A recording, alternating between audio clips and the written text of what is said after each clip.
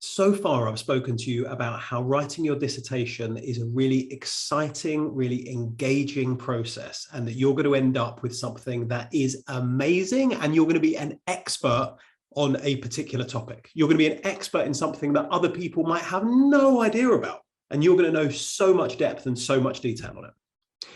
But we do have to be honest with ourselves and note that along the way, along our travel, we will hit some bumps in the road. There are going to be some things that we experience that are more difficult, some things that are more frustrating, and things that get in the way. With your dissertation being such a long module, normally it might be something that runs for the whole year. It means that there will be times when you are feeling like things are frustrating. There will be times where you feel that things are difficult, maybe even insurmountable. Spoiler alert, they never are, but they feel like it. And when things might feel overwhelming, you might experience that feeling of being uninspired to write, or you've reached a block in the road. You're not sure where to go or where to turn next. Now, I'm going to give you some advice for how you can get around that. But of course, the main thing to remember is always reach out to us. Reach out to your supervisors, reach out to your module leaders, reach out to your seminar tutors, but reach out. If you're experiencing those sorts of issues, then it's always helpful to talk them through with somebody. Normally, most of these things that feel colossal, actually, once we start to get down into it and once we start to work out the specifics, normally we can get rid of them quite easily. But what we need to do is to work out how to manage those periods where we are unproductive. Now, this reminds me of when I was first learning to drive, and I was getting really impatient that I couldn't parallel park. And it would be, I'd spend 10 times just trying to get in. I'd always come in at the wrong angle and I'd never quite get it right. And I'd still end up away from the curb. And I remember saying to a friend, I can't wait until I can parallel park right every single time. And they said, you will never be able to parallel park the right way every time, but you will be able to notice quicker when you're doing it wrong and correct your mistake. And that is exactly what happens with the dissertation. You are always going to hit blocks in the road. You're always going to hit uncertainties. You're always going to hit things that disrupt the linear pattern of what you're doing. And we'll never, ever avoid that. And we should never avoid that because it brings us into actually really important territory. However, what you will do is that you'll start being able to notice when you're in one of those moments. When you're in a slump, when you're in a trough rather than a peak, all you need to do is notice you're there and then take active action to get yourself back out again. So here's some advice on how to overcome blocks.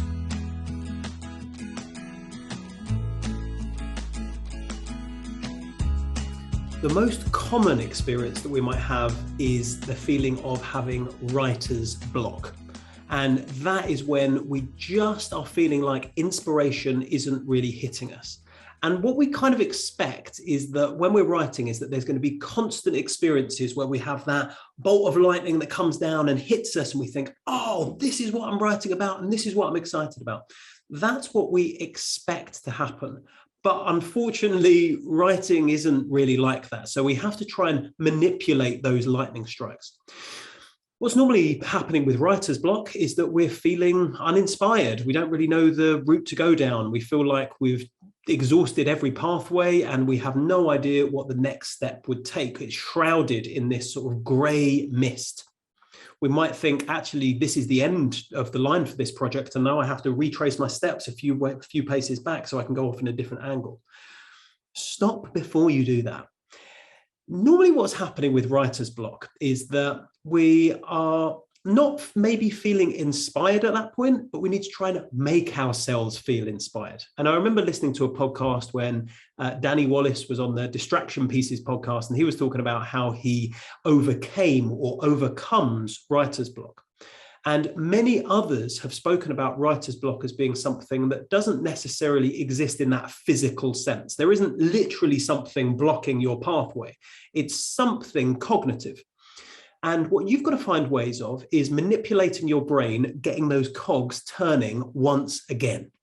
So what we're going to try and then think about is, how do you get those cogs turning? And I think the answer could be quite simple, because one way that you can start is that you can say, Well, what I'm going to do is I'm either going to read, listen to, or watch more about the topic that I'm looking at. So if I'm doing a dissertation on organizational space, or if I'm doing a dissertation on team working or on leadership, what I now need to do is I need to go and spend some time not trying to focus on transactional stuff, like actually thinking about what the dissertation is going to end up like, or maybe using that in your dissertation. No, simply take the week now, or take this one session, or take the couple of hours to just allow yourself to be immersed in the ideas again. So watch a TED talk, or watch a YouTube video where someone's talking through some theory, or listen to a podcast where someone's talking about that concept, or go away and find some extra literature about it, or go and find an interesting textbook, something. What we're tempted to do with writer's block is that we like to retract, and we like to say, well, I'm going to wait, and I'm going to sit here, and I'm going to wait for inspiration to strike me again. The longer we sit, the less likely it's going to strike. So we do have to actively get ourselves out there, and we do have to actively try and put ourselves in a situation where that's going to happen. So my recommendation, if you are experiencing writer's block, is go and do some reading, maybe read a literature review on your topic, go and watch something, or go and listen to something. Now, don't put yourself under any pressure. Don't say, by the end of reading this article, I'm going to know what the focus of my dissertation is. No, just read it to be interested by it. Because to get a good mark for your dissertation, the key is always about being interested in it, being interested in a particular topic. And if you can do that, if you can achieve that, then that's the key to getting higher marks. And sometimes when we've got that writer's block, it's when we just lose our interest. So go and find something, challenge yourself to be as interested as you can in the topic again. Learn to love the topic again, and then you'll feel inspired. And that blockage will go, and the feeling of jubilation when everything floods out again will be incredible. And it happens every time. And normally after a period of writer's block, you become much more prolific, and you actually realize more about your project than you had done before. So it's a really useful tool, and it's a really useful opportunity to learn more about the project. So writer's block, we can get rid of you easily.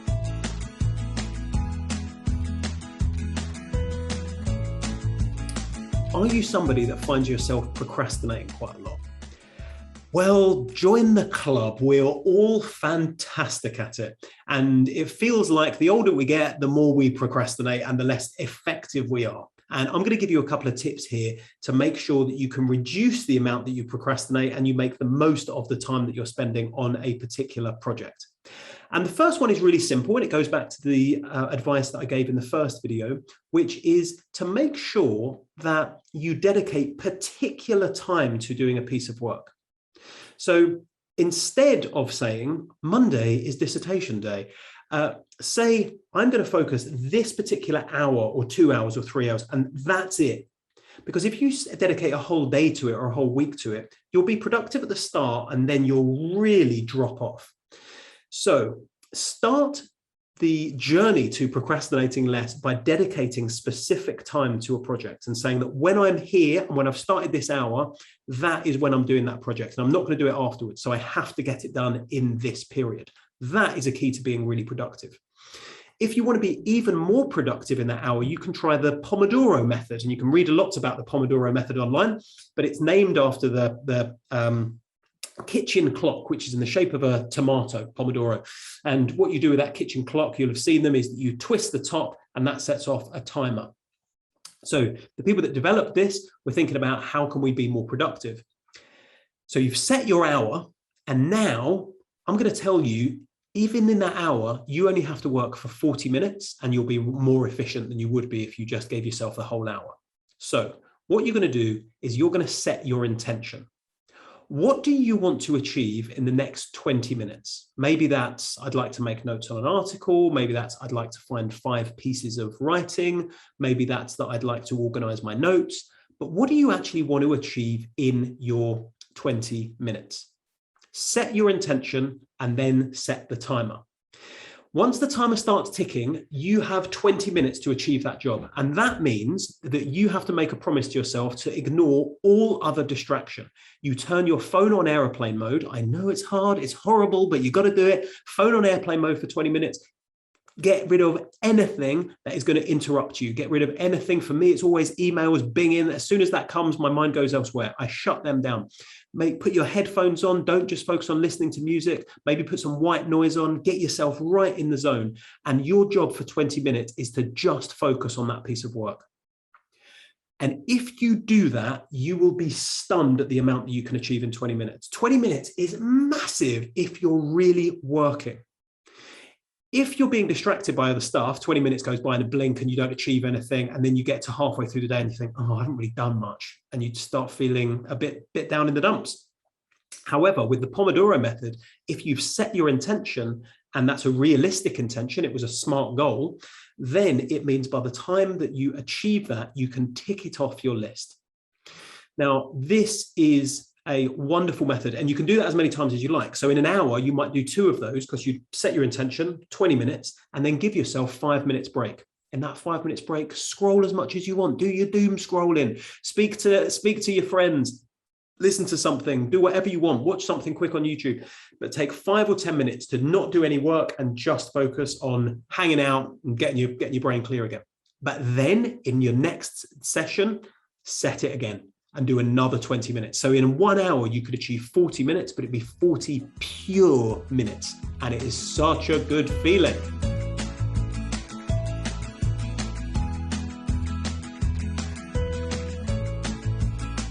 Something else that can make us stop, pause, or want to take a break from the dissertation is when we get unexpected results. So that might be that the interviews that we've been doing actually came back with different information. It might be that we come across a piece of literature that actually does exactly what we're doing and therefore removes our gap or our contribution to knowledge.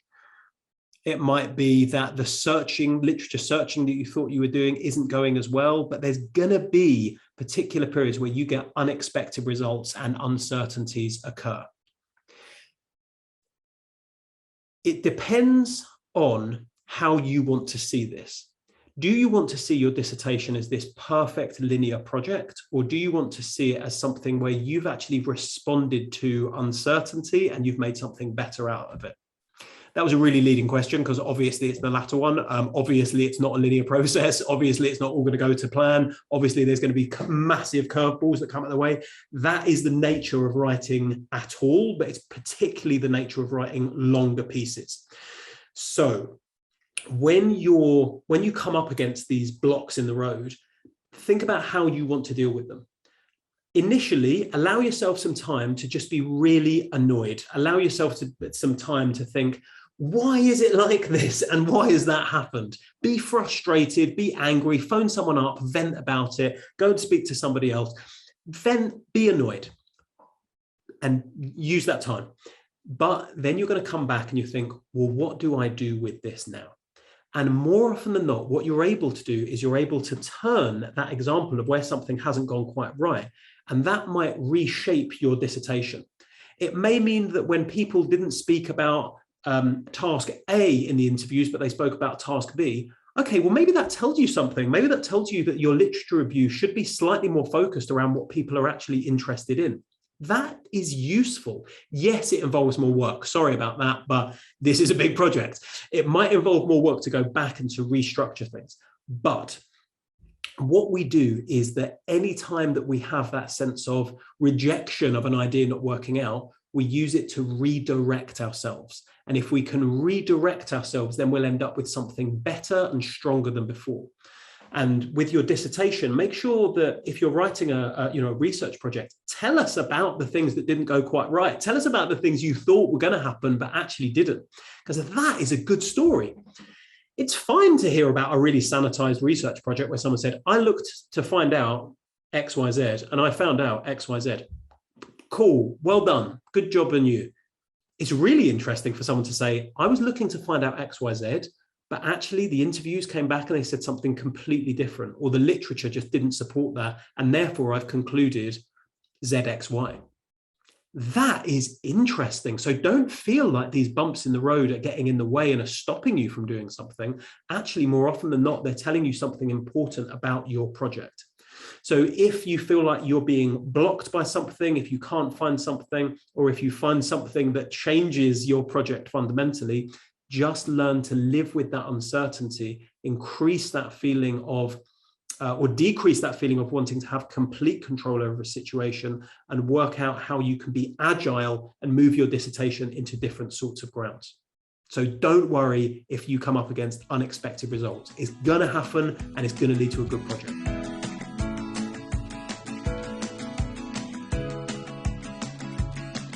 And the final point is, if you are blocked because you're feeling like you're just overwhelmed by the hugeness of the task, then just remember that the dissertation is a bit by bit process. And this is where we started. This is the core argument of this set of videos, is that we are not looking at the dissertation as a huge project to fulfill. We're simply looking at it as a broken down series of tasks. The dissertation itself is only a collection of chapters. Let's say an introduction, a literature review, a methodology, your analysis and evaluations, and a discussion. Or maybe it's your 3 themes if you're writing a big literature review, or maybe it's something different if you're writing a business proposal. But it's only ever made of chunks. You think of any book, if you think of any film is just simply a collection of scenes that are stitched together. That's what your dissertation is. So yes, you're going to have this focus of what you want the overall thing to be and what you want your overall argument to be, but every dissertation is just a series of bits. So once you've broken it down into those chapters, let's say, then break each of those chapters down. Okay, well, my literature review, what comes first? What comes in the middle? What comes at the end? With my methodology, what am I going to say about my methods? What am I going to say about my methodological approach? What am I going to say about the limitations of it? Everything can be broken down into a series, and you can imagine it just like a Lego model. You're just building it. Every huge, impressive Lego model is just made up of little bricks. And each of those little bricks, we just need to figure out the rules of those ones. And if we can figure out the rules of those ones, then we can figure out how to make the slightly bigger thing. And if we can figure out how to make the slightly bigger thing, then that's going to make the big project so much easier. So don't get overwhelmed by the idea of it being a huge task. It is only ever a series of small jobs, and you have got this. You are able to complete that small job. You're able to complete that tiny task. The dissertation is such an exciting place to be because you are going to become an expert in something, but you don't even have to think about that. You don't have to think about the grand elements that are going to take you there right at the end. But I promise you, if you focus on the process, if you focus on the little day-to-day stuff, then it is inevitable that you will succeed, and it's inevitable that you will become an expert in that topic. Day by day, bit by bit. I hope these videos have been useful for you, and I'll look forward to seeing you for more very soon. Best of luck with your dissertation project.